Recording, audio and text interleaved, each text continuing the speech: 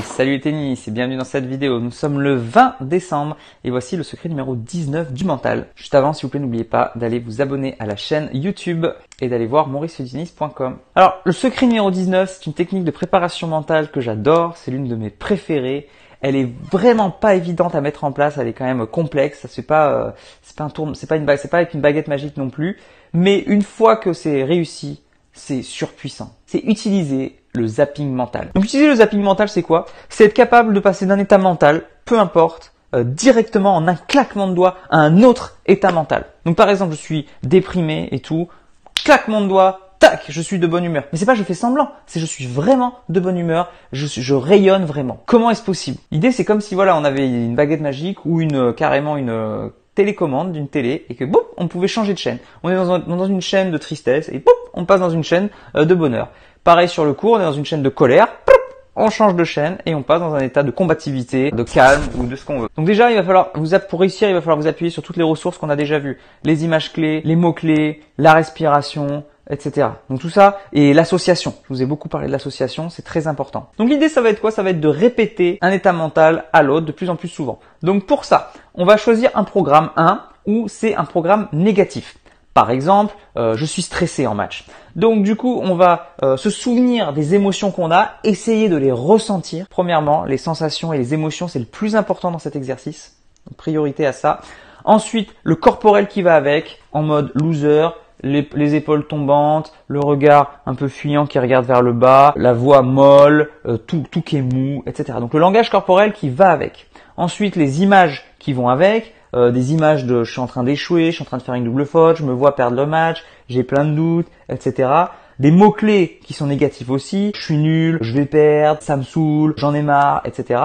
Donc on essaie de mettre en place tout le programme ensemble et ensuite au moment où on change la chaîne, tac, on a construit le modèle numéro 2 et le modèle numéro 2 c'est l'inverse, c'est un état émotionnel, donc on a choisi par exemple la combativité. Le langage corporel qui va avec, donc les épaules qui sont en arrière, le regard un peu plus vers le haut, la voix un peu plus de tonus. Donc c'est là qu'on va utiliser aussi les respirations pour s'activer, les images clés, les mots clés, etc. Donc ensuite, on va basculer de l'un à l'autre de plus en plus souvent. Donc hop, on se remet dans cet état mental. Tac, on zappe et tout de suite, on se remet. Donc là, tant qu'on a du mal, la clé, c'est vraiment le langage corporel. Le langage corporel va vraiment vous aider. Au début, on est vraiment avec son langage corporel mauvais et tac, au moment où on zappe, tac, on agrandit. Donc au début, c'est ça qui va nous aider. Et petit à petit, c'est l'état émotionnel qui bascule de l'un à l'autre. C'est je suis triste, hop, j'arrive à basculer d'un état émotionnel à l'autre. Et entraînez-vous à switcher comme ça, c'est hyper important. Et une fois que vous êtes capable de switcher facilement d'un état à l'autre, en match, en fait, ça va devenir automatique. Le jour où vous êtes triste, hop, automatiquement, vous avez votre télécommande et vous pouvez vous remettre. Donc évidemment, ça demande un travail à long terme. C'est pas magique. Il faut beaucoup d'entraînement.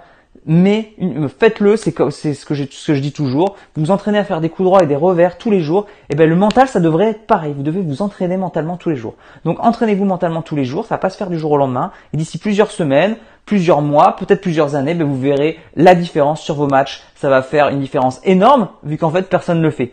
Donc c'est très rare. Quand je dis personne ne le fait, c'est à notre niveau, bien sûr, hein, les pros le font beaucoup.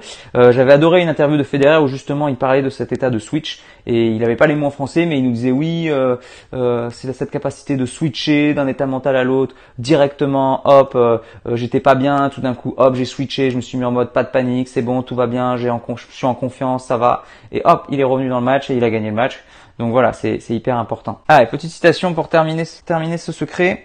Si vous n'avez pas accès à vos images clés positives, pensez à renouveler votre abonnement. Dans tous les cas, vous pouvez aussi éteindre la télé, arrêter de vous prendre la tête et vous lever de votre canapé pour passer à l'action. Allez vous entraîner. Moi, je vous dis à demain pour la prochaine vidéo. N'oubliez pas, allez jouer au tennis, progressez et surtout, faites-vous plaisir. Ciao.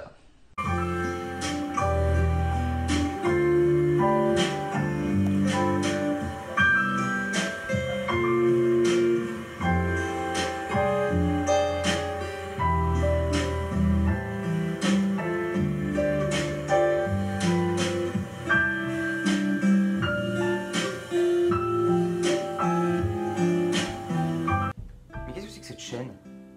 Bon, attends, je vais changer de chaîne.